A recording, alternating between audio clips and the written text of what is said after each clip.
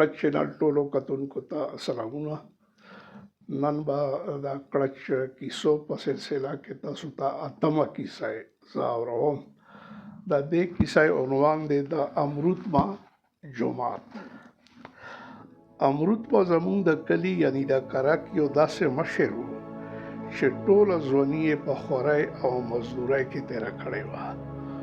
خو کله چې زمن ځوانان شول نو د مزدورۍ نه وزګار شو او عمر یې هم دومره زیات و چې زیات کار یې نشو کولی.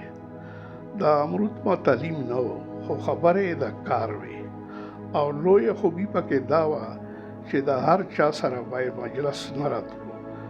کله کله به یې داسې خبره وکړه چې پوه کسان به هم ورته حیران وو.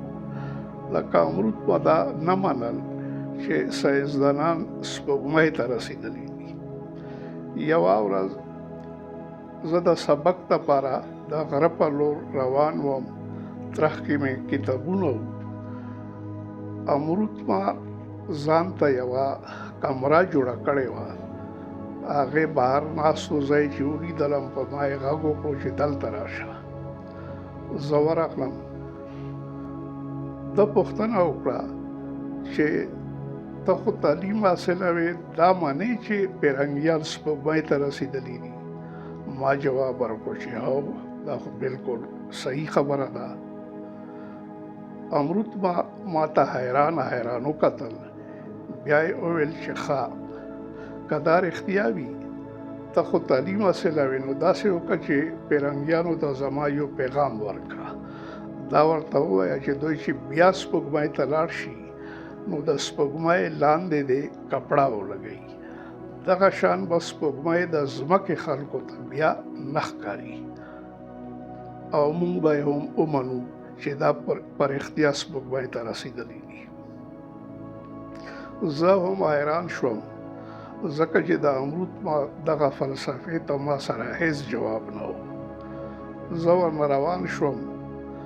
امرودما زما تعلیم پورې داسې خندا غوندې کوله ځکه چې هغه ته خپله فلسفه زوروره ښکاره شوه.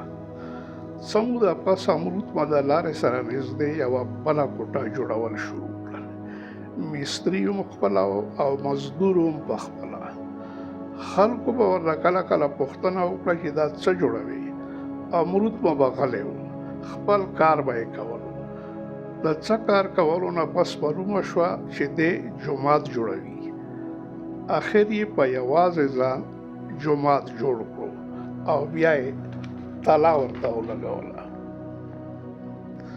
خلکو هم د امرودما نه ډېرې پوښتنې نه کولې، ولې ټول حیران وو چې جومات یې جوړ کړو او تالا یې ورته ولګوله.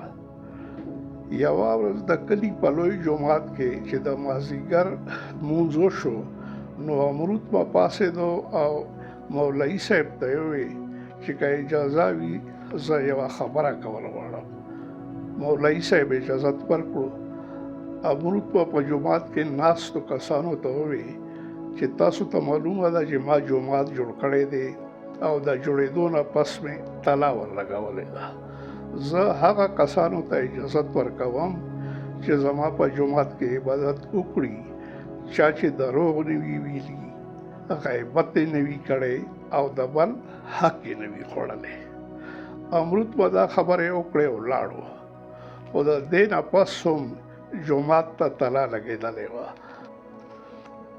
امرودما به خپله کله نه کله په دې جومات کې عبادت کولو، خو نور کسان د ده جومات ته رانغلل. د امرودما جومات د کلي خلک په امتحان کې اچولي او دغه جومات امرودما په ډېرې خورۍ ځکه جوړ کړی و چې د کلي د خلکو ایمان معلوم وي.